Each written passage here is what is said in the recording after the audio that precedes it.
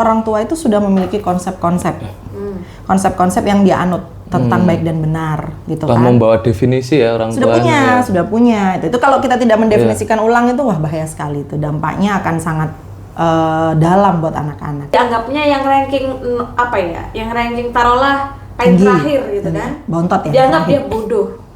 Langsung diberikan label. Mungkin label itu tidak terutarakan secara Langsung. ya, tapi itu terutarakan secara laten. Ya kan, dari bagaimana guru bersikap dengannya, bagaimana teman-temannya melihatnya, itu kan bukti bahwasanya reward and punishment itu masih kuat di Pengaruhnya budaya besar kita. ya Mas Yanti. Masih banget dalam budaya kita gitu. Nah ya saya ujian gitu, ujian seni budaya ya harus Padahal itu seni budaya ya. ya harus definisi itu harus sesuai yang di buku gitu. Textbook lah ya. Iya, textbook kayak di copy dipindah gitu. Sampai seperti itu. Jadi tidak menghargai perspektif muridnya yang tahu bahkan membahasakan tidak ada.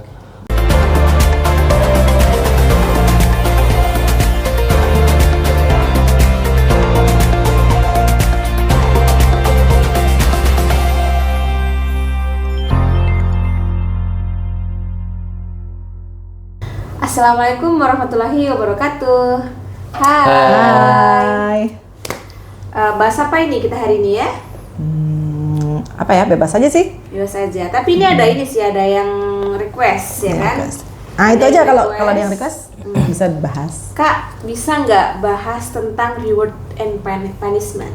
Oh, reward and punishment ya. Iya, betul. Ya itu kan sekarang lagi ini ya, lagi Hype. beberapa waktu terakhir. Mungkin bukan hanya beberapa waktu terakhir, udah dari Sejak zaman dulu dulu ya. mungkin beda perlakuan aja. Tapi poinnya tetap aja reward and punishment itu biasanya perlakuan kita terhadap perilaku ya. Perilaku. Ya, terutama pola asuh. Biasanya ini karena ibu-ibu ya nih ya, mewakili Iya. ibu-ibu nih. Mewakili ibu-ibu. Jadi pola asuh. Pola asuh yang menggunakan reward and punishment. At least nggak hanya melulu tentang pola asuh ya. Bahkan nanti di lingkungan pekerjaan, di lingkungan yang lebih luas lagi itu masih berlaku rasanya di saat ini ya. Mungkin kalau zaman dulu mungkin ekstrim ya. Ekstrim. Rewardnya Tidak seberapa, Punishment-nya luar biasa. punishment-nya ya kalau mungkin dengan kekerasan Iya, mungkin dulu tekanan. dengan pukulan Iya. atau apa. Kalau sekarang mungkin sudah lebih light ya. Light tapi Lebih light, menusuk ya tapi mungkin tetap ya. aja Dapat dirasakan ya. perasaan terhukum dari orang yang mengalami juga masih Pedih dirasain. juga mungkin ya Mas.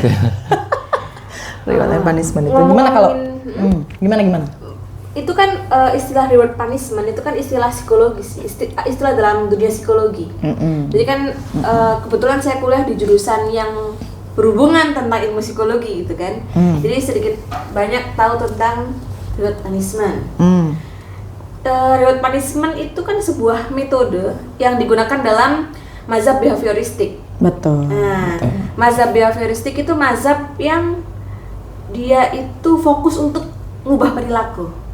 Jadi itu kan penelitiannya itu kan ada penelitiannya Pavlov itu kan bagaimana dia mengkondisikan anjing sedemikian rupa sehingga ketika bunyi bel dia mengeluarkan air liurnya gitu kan. Dia dikondisikan sedemikian rupa. Itu kan bentuk pengkondisian. Dan reward punishment itu pun juga bentuk pengkondisian untuk supaya orang itu dia apa ya? Ketika kan namanya reward itu kan berarti kalau kamu melakukan sesuatu yang baik atau Membawa nama baik atau sebuah prestasi lainnya. Kamu Prestasi, akan mungkin lebih ke mendapatkan prestasi reward. ya. Kamu mendapatkan reward. Tapi kalau kamu tidak berprestasi, kau melakukan suatu hal yang buruk, kamu akan mendapatkan punishment. Hukuman. Dan tentu ini sesuatu yang buruk itu dalam tanda kutip ya. Bagi orang lain, tua, bagi lain, ini. betul. Dan sebenarnya kan itu kan subjektif ya. Istilah buruk itu kan sebenarnya bukan berarti kalau kita anggap itu buruk berarti memang itu benar-benar buruk kan, bukan berarti itu juga gitu. Itu bisa jadi kenapa dikatakan buruk karena mereka sudah punya standar-standar yang mereka sepakati. Betul. Dalam hal ini biasanya buruk itu versi apa dulu nih kan gitu. kadang kita tuh menilai baik dan buruk itu kan hanya dari konsep-konsep apa ya, konsep-konsep religi yang gitu ya. dari konsep budaya yang sudah dianut gitu kan. Nah itu dilihat baik dan buruk dari sudut pandang itu. Nah lalu fokusnya itu hanya pada yang perilaku saja. Nah artinya apa? Baik dan buruk itu dilihat dari perilaku yang dia tampakkan. Nah, jadi akhirnya apa? Kalau dari behavioristik itu kan dia fokus pada mengubah perilakunya saja. Artinya hanya mengubah mengkondisikan apa yang, ya. Iya, itu pengkondisian. Jadi dirubah yang nampak. Jadi kalau misalnya ketahuan jelek nih melakukan perbuatan buruk gitu kan, itu akan ada treatment atau rehabilitasi ya bahasanya. Macam-macam bisa di bagaimana supaya perilaku yang buruk itu menjadi perilaku yang baik. Nah itu kembali lagi yang dirubah itu adalah perilakunya kan. Nah, kebiasaan orangnya gitu-gitu ya. Betul. Yang berusaha dirubah dari. Nah itu kan itu sudah hal yang lazim ya kalau di saya amati gitu. Tidak hanya apa yang terjadi dulu saya melakukan hal itu. Jadi saya bisa bilang kalau misalnya nih sama anak-anak itu kan dia melakukan hal itu kan macam-macam ya, dinamis sekali. Jadi kadang mereka tidak tahu yang dilakukan itu baik atau benar. Dia hanya mengekspresikan apa yang ada di dalam batinnya, gitu. Nah, dia senang ini gitu ya. Dia mengekspresikan apa yang di dalam batinnya. Misalnya dia sedang mengalami marah, gitu kan. Marah itu dia ekspresikan dengan terantum dan lain sebagainya. Nah, kita menangkapnya ini adalah karena orang tua itu sudah memiliki konsep-konsep yang dia anut tentang baik dan benar gitu kan. Membawa definisi ya orang tua. Sudah punya. Itu kalau kita tidak mendefinisikan ulang itu wah bahaya sekali itu. Dampaknya akan sangat dalam buat anak-anak. Jadi pada saat kita sudah tahu oh ini baik dan buruk gitu kan. Melihat perilaku anak misalnya atau tidak hanya anak, orang lain juga bisa. Melihat perilaku seseorang, itu kita langsung melihat dari perilakunya. Lalu kita berfokus, dia nih berlaku jelek nih. Akhirnya kita men-treatment anak-anak, mengarahkan bagaimana supaya perilaku baik ini berubah jadi perilaku yang buruk ini berubah jadi baik. Nah itu kan cara-cara yang linier, gitu kan. Memahami mengubah perilaku dengan cara-cara yang linier, gitu. Konten dirubah dengan konten ya. Iya betul. Yang dirubah hanya tampilan hanya perilakunya fisik saja. Ya, jadi fokus utamanya hanya untuk merubah perilaku. Nah, padahal kalau kita mau menggunakan paradigma yang non-linear, harusnya di balik perilaku itu ada, gitu loh. Ada sesuatu yang ibaratnya apa? Mendorong itu bisa iya, betul. aktual Itu yang tidak kita kenali, gitu loh. Jadi kalau misalnya ini konteksnya misalnya orang tua ya, kayak saya misalnya sama anak-anak. Kalau fokus pada perilaku, maka kita hanya menilai, oh kamu salah nih. Ya kan, harusnya kamu yang benar itu kamu melakukan ini misalnya. Harusnya kamu melakukan ini. Jadi yang kita coba rubah adalah perilakunya. Nah mestinya itu kita kenali dulu kenapa dia melakukan itu. Ibaratnya yang dibersamai itu adalah yang mulai dikenali itu adalah kegelapannya. What behind of this gitu loh. Jadi perilaku-perilaku itu kita kenali. Jadi tidak langsung menghakimi gitu ya, menghakimi tidak, ini gini, dia ini begitu gini, karena apa? Misal dia terantum nih, marah ya kan, ngerusak barang, taruhlah seperti itu. Terantum, marah, merusak barang. Nah, kita kan hanya memberikan dia treatment supaya dia tidak marah lagi. Jadi udah nggak boleh marah loh ya, kalau marah itu nggak bagus dan lain sebagainya. Padahal mestinya yang dikenali adalah di balik itu apa, gitu. Fokusnya di kegelapannya, yang dibersamai itu anak-anak itu kegelapannya. Mestinya dari kegelapannya itu mulai dikenalin, gitu kan? Mulai dikenalin supaya apa? Supaya dia bisa mengenali bahwa oh ini salah satu kemanusiaanku. Mulai bisa menerima kegelapannya sendiri. Akhirnya gitu. Berevolusi ya kehidupannya itu tidak muter-muter di situ. Memang aja. Membahas kegelapan dari apa yang ada di balik perilaku itu kan apa ya, butuh apa ya, butuh sesuatu yang itu kan bukan sesuatu yang instan ya. Maksudnya kalau perilaku kan udah kelihatan mata. Oh ini yang harus dirubah ini, yang harus dirubah ini, gitu kan? Langsung bisa memutuskan. Langsung diputusin. Tapi kalau ini kan butuh seni kalau menurut saya. Membersamai jiwa-jiwa anak itu butuh seni. Seni ini kan yang butuh kesabaran, butuh pengertian, penerimaan gitu kan. Makanya nih buat orang tua nih, kalian ini calon orang tua nih. Nanti kan menikah juga pada akhirnya, insya Allah. Tapi tidak menjodohkan. Oh enggak. Kok Itu gini kan tadi dewe-dewe. tangannya ini, aduh. Maksudnya itu, kalian ini kan pemuda-pemudi suatu, harapan iya. bangsa. Pemuda-pemudi harapan bangsa pada akhirnya kan akan berkeluarga, ya kan, akan menikah dan berkeluarga. Dan kan, akan menjalankan makom orang tua juga suatu saat gitu ya. Itu betul. Nah, itu perlunya kita secara pribadi itu sudah selesai. Ibaratnya kita sudah tahu nih, gitu kan, tentang diri kita, mengenal lah diri sejati kita itu sudah mulai kenal. Tujuannya apa? Supaya kita bisa membersamai anak-anak kita.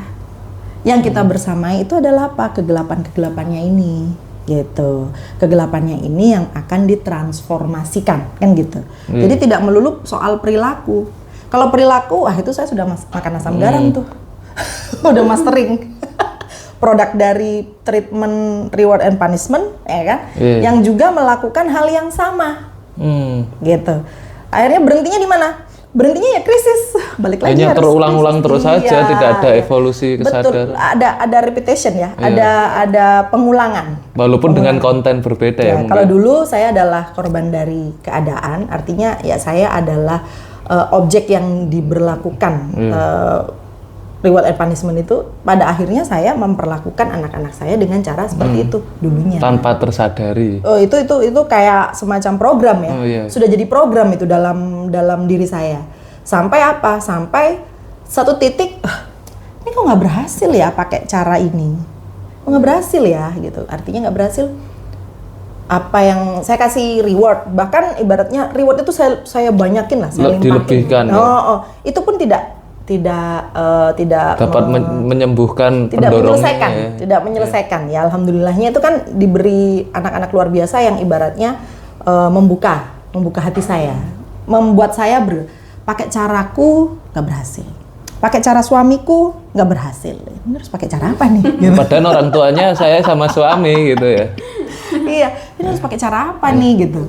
Nah, dari titik krisis itulah akhirnya kita cari-cari nih. Oh, ini harus ada. Awalnya saya cari-cari keluar tuh. Jen. Ya, kita cari-cari itu keluar. Artinya ini mesti ditreatment gimana nih ya anak saya ini ya supaya dia berubah. Bahasanya mungkin begitu. Nyarinya keluar. Ternyata semakin dicari jawabannya ternyata di dalam. Salah arah. Tapi kan nggak apa-apa, salah dulu, akhirnya benar kan gitu. Akhirnya menemukan seninya yang begitu indah. Akhirnya menemukan bahwa ternyata yang harus berubah itu adalah ibunya dulu, bapaknya dulu, gitu. Yang dirubah itu apa? Yang dirubah itu adalah paradigmanya. Nah, itu dari satu momen itu akhirnya saya stop mencari keluar, start mencari ke dalam. Iya, bagus. Start mencari ke dalam. Mencari ke dalam itu artinya apa? Saya mulai mengenali tuh. Diri tuh mulai mengenali yang mana nih yang ibaratnya tempelan-tempelannya. Kenapa saya memperlakukan anak saya begitu? Jangan-jangan baru ketahuan. Ternyata konsep-konsep sosial itu kuat sekali pada diri saya. Itu yang mulai pelan-pelan kita lepaskan. Sehingga bisa melihat anak-anak itu lebih jernih. Oh, dia begini karena apa? Yuk, apa yang mendrive dia begitu. Kita fokus tuh sama kegelapannya aja, nggak usah fokus sama perilakunya. Karena kalau perilakunya yang mau dirubah tanpa kita mentransformasikan yang kegelapan mereka, ya ini hanya akan kesia-siaan aja yang terulang-ulang. Ya berhasil sih, tapi secara tidak langsung berhasil. Iya, jadi tidak ada proses tumbuh, tidak ada proses pertumbuhan jiwa pada diri anak-anak ini dalam konteks orang tua ya. Mungkin jadi bisa nambahin tuh. Ini reward punishment ini juga terjadi di dunia pendidikan ya. Dunia pendidikan. Termasuk dulu kan ada yang namanya ranking. Nggak tahu ya kalau sekarang masih ada apa enggak. Tapi kabar terbaru itu ranking dihapus. Tapi beberapa sekolah saya menemukan bahwasanya ranking itu masih tetap ada. Menjadi standar ya masih malah. tetap ada di situ. Jadi dianggapnya yang ranking Yang ranking taruhlah paling terakhir gitu kan. Bontot ya. Dianggap dia bodoh. Langsung diberikan label. Mungkin label itu tidak terutarakan secara langsung ya, tapi itu terutarakan secara laten. Ya kan, dari bagaimana guru bersikap dengannya, bagaimana teman-temannya melihatnya, itu kan bukti bahwasanya reward and punishment tuh masih kuat di Pengaruhnya pendidikan. besar ya masih yang di banget dalam budaya kita gitu kan. Walaupun sudah tidak disebut gitu ya rankingnya, tapi treatment atau perlakuan itu tetap membuat anak-anak itu merasa bahwa wah gue ini masih yang paling difragmentasi ya sama gurunya Tidak sama disebut ini. di raport, tapi dia diberikan secara pribadi. Person to person ya. Betul. Ada juga kayak gitu. Itu kasus di adalah Beberapa sekolah gitu. beberapa sekolah masih ada gitu. Jadi sebenarnya ya apa ya? Itu kan baru masalah ranking. Belum masalah yang lain. Mamanya Kompleks ya? murid tidak mengerjakan tugas, PR, dihukum ya kan? Terlambat sekolah. Dihukum. Colut dihukum. Apa itu? Keluar pulang sekolah belum waktunya. Itu yang kalau di tempatku ngeliput. Ngelempar. Itu langsung dihukum pasti langsung. Jadi sebenarnya nilai pun tuh juga sebenarnya bentuk reward and punishment. Kalau menurutku. Soalnya kenapa? Ada beberapa jawaban yang sebenarnya tuh dia nggak bisa diberikan kategori salah benar. Ada beberapa jawaban yang ya oke, kita menggunakan subjektivitas kita, kita nggak perlu ngikut buku, 100% ngikut buku. Kebanyakan kan pendidikan ini kan apa ya? Harus sesuai buku. Ada pakem ya, ada pakem. Harus sesuai ini. Kalau nggak sesuai, Salah gitu. Salah. Itu pernah ya saya ujian gitu, ujian seni budaya ya harus Padahal itu seni budaya ya. ya harus definisi itu harus sesuai yang di buku gitu. Textbook lah ya. Iya, textbook kayak di copy dipindah gitu. Sampai seperti jadi tidak menghargai perspektif muridnya yang tahu bahkan membahasakan tidak ada. ini kayak cerita tentang guru saya sih. Cerita Gimana? saya punya guru gitu kan. Beliau ini kan menulis, jadi ada soal dari mana, dari arah mana matahari terbit. Nah, Oh ya itu ya menarik. kan? Guru saya itu menjawab matahari terbit di belakang rumahku. Itu kan sebenarnya jawaban yang sesuai dengan kenyataan yang beliau alami kan. Senyatanya dirinya. Senyatanya kan memang di belakang rumahnya gitu. Entah rumahnya sebelah mana ya pokoknya belakang rumahku Belakang rumah gitu itu. kan ada ku di situ.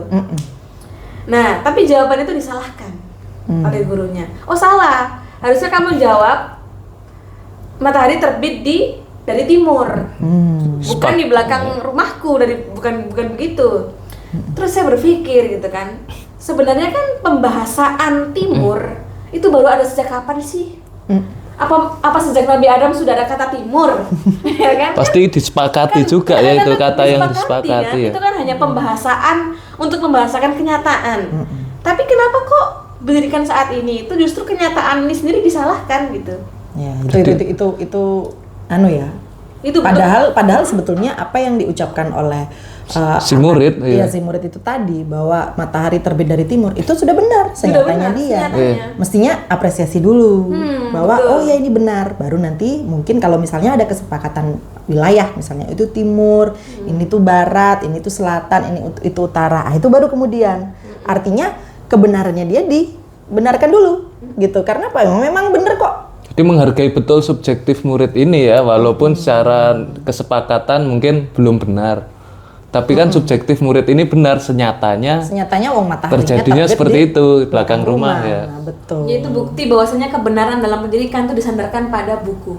Nah, Jadi pada itu buku textbook ya. textbook. textbook saja. Jadi pendidikan tuh serasa kayak mengobjektifkan diri manusia ini ya, Jadi, muridnya itu. kalau diobjektifkan akhirnya kan ya kita jadi produk ya. Akhirnya kita jadi seragam gitu loh, sesuatu yang seragam. Karena Kreativitas agak berat munculnya kalau di situ ya. Acuannya tuh salah benar sesuai dengan textbook. Makanya di situ lah reward punishment tuh ya efeknya tuh banyak reward punishment tuh. Dampaknya besar sekali ya. Dampaknya besar sekali. Sebenarnya itu PR ya, PR buat untuk dunia pendidikan ini pendidikan. seharusnya udah krisis ini. Iya, dunia pendidikan ini mestinya sudah melihat ini sebagai sebuah krisis bahwa ya ini sebenarnya udah nggak relevan gitu kan, sudah nggak relevan. Artinya apa? Artinya ya mesti ada pembaruan gitu loh, ada pembaruan bahwa tapi ya nggak tahu ya itu terjadinya gimana ya. Minimal kita mulai dari diri kita masing-masing dulu lah. Betul. Kita mulai ambil tanggung jawab jiwa pada diri kita masing-masing gitu kan.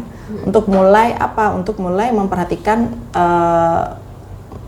mulai intens untuk memperhatikan apa yang di dalam dulu gitu. Jadi tidak terburu-buru menjudge sesuatu yang tampak Jadi gitu. tidak langsung mengambil kesimpulan langsung Di ya. awal ya, Iya. itu kan kesimpulan di awal bahwa oh salah, yang betul matahari itu terbitnya dari timur gitu. Ya kan? Itu kan kesimpulan Akhir. sangat Iya. sudah menurut saya terlalu dini. Kalau objektif. Iya, itu terlalu dini. Jadi sebelum mengambil kesimpulan itu mestinya ditanyain, oh ya itu benar dong, saya benar kok. Saya bangun tidur, saya menyaksikan matahari itu terbit di belakang rumah, gitu ya. Ada yang di belakang rumah, ada yang di samping rumah mungkin, ya kan? Ada Tinggal yang rumahnya nongol di- menghadapnya kemana Nah, iya. gitu ya.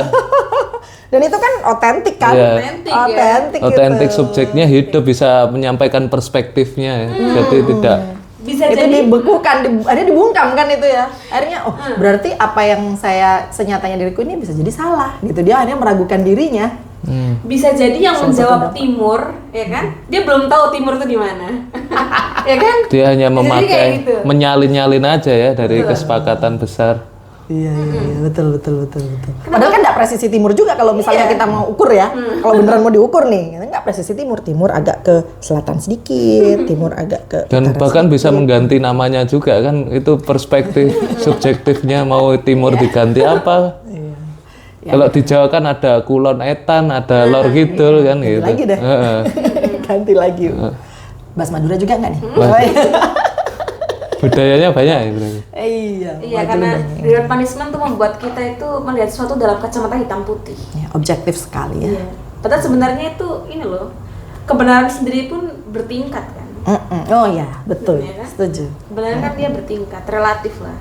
Satu-satunya kebenaran yang absolut ya cuma Nah, satu cuman itu. satu itu aja. Iya. Cuman sama Tuhan Iya, aja. yang mutlak itu ya. Yang mutlak itu yang Yang lainnya absolut. relatif. Yang lainnya relatif. Masih bisa diperdebatkan kalau yang lain. Lah ini kok pendidikan menabsolutkan buku teks. Ah, itu. Kayak seolah-olah nggak ada kayak kemungkinan lain untuk kita berpengetahuan gitu loh. Akhirnya apa? Itu sebetulnya tanpa sadar kita membungkam kreativitas, membungkam nalar itu sendiri. Karena apa?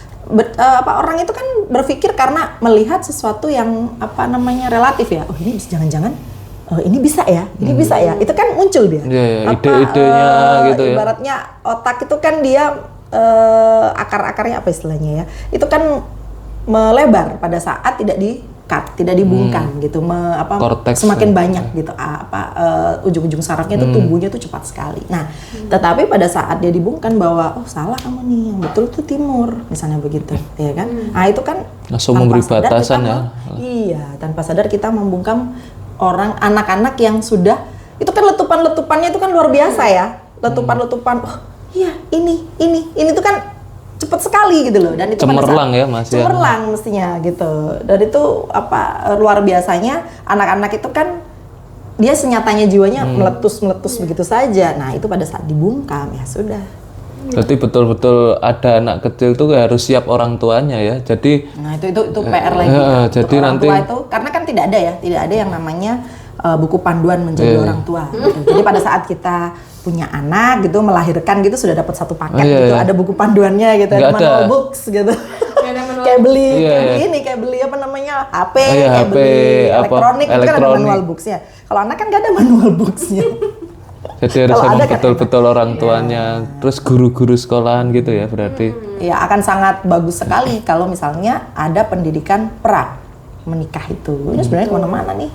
Karena berkeluarga itu konsekuensinya kan luar biasa ya. Bahtera rumah tangga ya, berkeluarga itu. Pendidikan Jangan sampai pra- karam gitu. Orang tua. Iya, pra menikah, betul. pra Jadi guru. yang mau menikah nih, kalian berdua nih nanti kan, Iya, iya. ya kan? Tapi nggak tahu kalian berdua sendiri ya. Itu kalau misalnya mau menikah, nah itu pastikan siap sebagai orang tua, bukan hanya siap sebagai suami. Betul-betul bukan hanya bagaikan sebagai buah istri, tuh kan? matang ya, siap makan gitu kalau buah itu ya. Udah siap makan Dan ya. sosis ya siap makan. Kan harus matang dulu ini kesadarannya ya, membawa konteks esensi apa gitu. Betul. Jadi, Harus berilmu lah ya, iya, calon-calon orang tua itu harus berilmu. Jadi tidak ada nanti tiba-tiba emang begini nggak ada, emang betul-betul dipersiapkan betul. Kalau ditanya kenapa kok nanya, ya sudah kasihnya Tuhan gini. Lah terus piye? Lah kowe piye? Jadi tak berdaya banget ya kayak gitu ya, langsung ngelokro gitu ya kalau orang Jawa. Nanti dikasih yang bagaimana ndak ada upaya untuk ini bagaimana nih? Itu kan meneruskan generasi kan terahnya kita kan gitu. Kalau bisa budaya-budaya yang ibaratnya sudah usang, nah itu selesai di zaman kita itu. Dan anak-anak kita ini ya akan menjadi penerus yang apa ya, yang lebih berkesadaran, yang lebih memanusiakan manusia seperti itu. Dan apa ya, reward punishment ini seakan-akan membendakan orang ya, Objekkan sekali tuh. Mengobjekkan sekali karena yang bisa di treatment benar dan salah itu hanya mesin.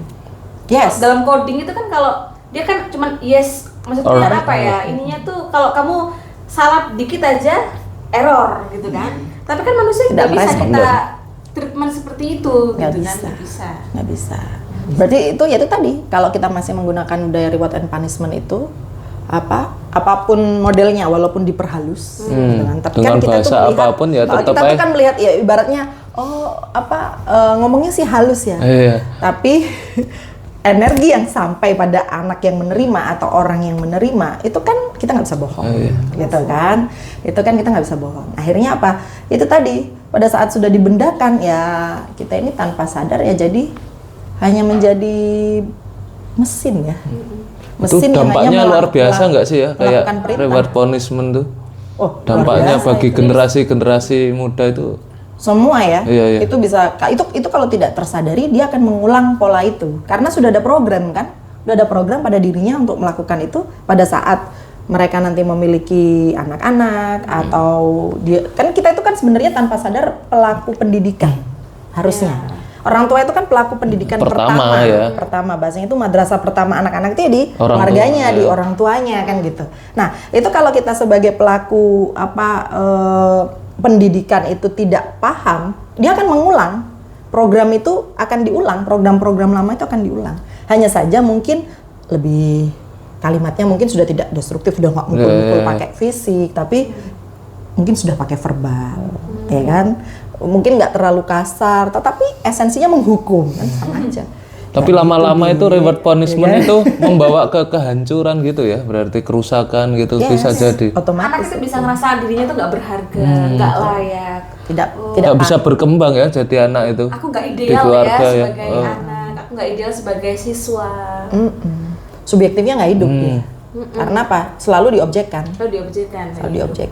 Begitupun di rumah itu kan reward punishment itu kan sangat kerasa, ada teman gitu kan cerita sampai dia ndak bisa ngobrol diskusi sama orang tuanya, jadi orang tuanya udah ya paling benar wes gitu, anaknya terhukum gitu. Pasti relasi kuasa juga, gitu kan, relasi kuasa juga.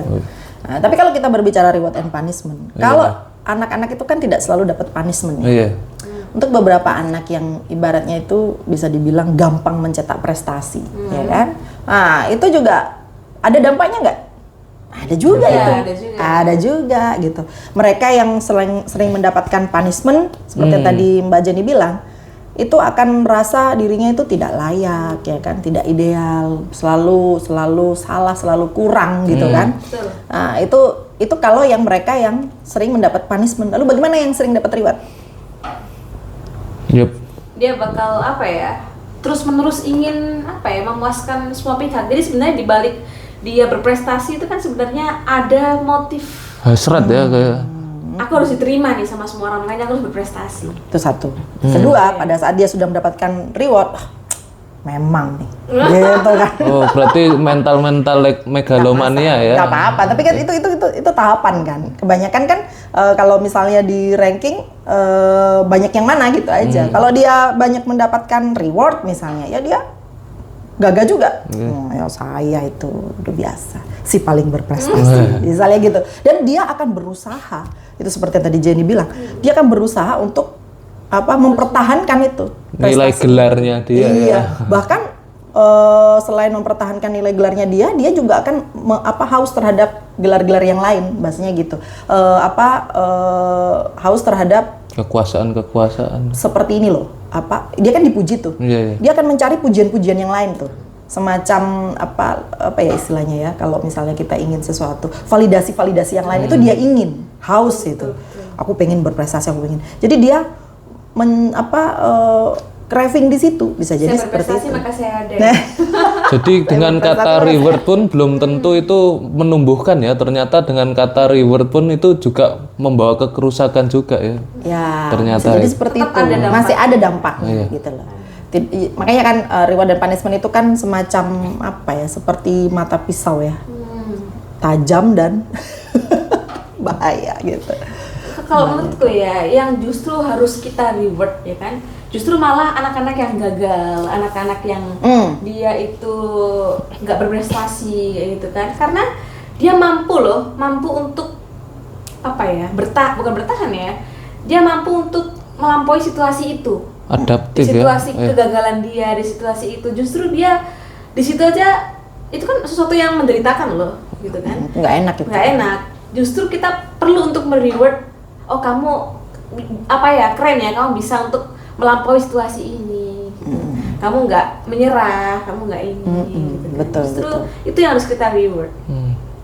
Salah selama ini. Karena memang ini sih orientasinya tuh hasil sih. Nah, itu dia. Karena Dari orientasi awalnya sudah salah ya. hanya tampilannya aja, hanya apa? Oh, kalau baik ya dia di reward, kalau misalnya nggak bagus ya dia dikritik, gitu kan? Mau kan jangan apa, punishment itu kan tidak melulu tentang Hukuman ya. hukuman ya, kritikan itu juga termasuk salah satunya. Harusnya kamu nggak gitu kak, harusnya yang gini, gitu. Si paling-paling ya. Orientasi having dan doing. Ya, Bukan orientasinya betul, orientasinya itu having dan doing. Betul. Ya, wah, menarik nih. menarik. Kajian tentang reward and punishment ya. Jadi Hari balik lagi, kalau kita tidak ambil tanggung jawab jiwa untuk apa? Subjektivitas itu hidup gitu kan. Ya sudah, selamanya kita akan digerakkan oleh apa? Misalnya ya, digerakkan oleh tempat konsep-konsep sosial yang kita anut, budaya yang kita anut gitu kan. Tidak semua budaya itu baik ya. Tidak semua budaya itu baik. Bahkan ada budaya yang seolah-olah baik, tapi ternyata destruktif destruktif gitu, arahnya destruktif. Ada itu, kita itu punya culture kayak tapi telah penormalan itu karena kadang sudah itu, dianggap normal ya, itu yang normal. semua masyarakat memakai ini gitu. Iya, sudah disepakati bersama. Nggak tahu tuh kapan kesepakatannya ya, saya juga belum tahu tuh, nggak ada tanggalnya tuh. Tapi udah disepakati kita ya, yang baik yang benar itu ini. Oh oke, gitu. Itu artinya kita tidak mempertanyakan lagi. Kita pun langsung terobjektifkan ya dengan adanya itu. Iya, itu kan berpikir saja pun tidak. Tidak. Pokoknya harus tunduk dengan itu ya. Iya, betul, berpikir pun tidak itu.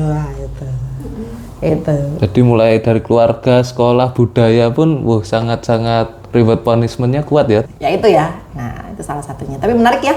Hari ini kita dapat sesuatu bahwa oh iya ya, ternyata selama ini awalnya dulu kita sebagai korban nih. Ya kan? Terus kalau kita tidak memutus mata rantai itu ya kita jadi pelaku. Pola itu nanti berulang. Gitu. Jadi tidak akan ada evolusi progresif. Iya. Kesadaran menjadi subjektif tidak ada kalau selamanya terobjektifkan terus ya. Iya. Berarti harus dengan cultural movement ya Mbak Jana ini. Iya. Indonesia Emas 2045. Iya. Itu harus dimulai. Gimana mau emas kalau terobjektifikasi semuanya? Nggak bisa. Nggak ada pembaruan. Ya, generasi bangsanya akhirnya konsumerisme terus. Oh, Betul. Berapa tahun lagi nih? 2045? Berapa belas tahun lagi? Iya, 21 sekitar. tahun, 21 tahun. Bisa lah ya. Ya, satu generasi lah itu Satu ya. generasi bisa. Berarti kita harus dukung penuh ini cultural movement progresif ini ya, secara subjektif membawa diri manusia ke subjektif masing-masing. Betul. Ya, itu ya. Apalagi nih? Apalagi Itu aja nih? ya. Lumayan Satu tema itu aja ya. tentang reward punishment ya. Iya. Next mungkin kalau apa dari temuan kita hari ini nih, ngobrol-ngobrol kita hari ini nih, itu kita bisa mulai berpikir ulang gitu kan, merenungkan kembali gitu kan, merenungkan kembali, iya ya, selama ini saya masih di situ atau saya sudah melakukan pembaruan apa nih gitu. Apakah saya masih melakukan pola-pola yang sama, mengikut sama konsep-konsep yang saya anut gitu kan. Karena balik lagi harus mengalami yang namanya apa ya, sadar terhadap krisis diri. Kalau ini kita tidak sadari, kritisi, kita tidak sadari gitu, ini akan berlanjut terus gitu kan. Menjamur ya, malah melebar kemana-mana ini. Betul, memang harus butuh keberanian ya Jenny ya. Keberanian. Butuh keberanian untuk mendobrak keluar lah dari apa ya, kungkungan Mata rantai yang gak ada habisnya, ini bener banget. Dan ini core loh ya, pendidikan itu kan core. Betul. Pembangunan bangsa dari situ ya. Pendidikan, pengasuhan, betul sekali. Ya, Itu aja ya. Baiklah. Assalamualaikum warahmatullahi wabarakatuh. Waalaikumsalam. Bye. Sarang yuk.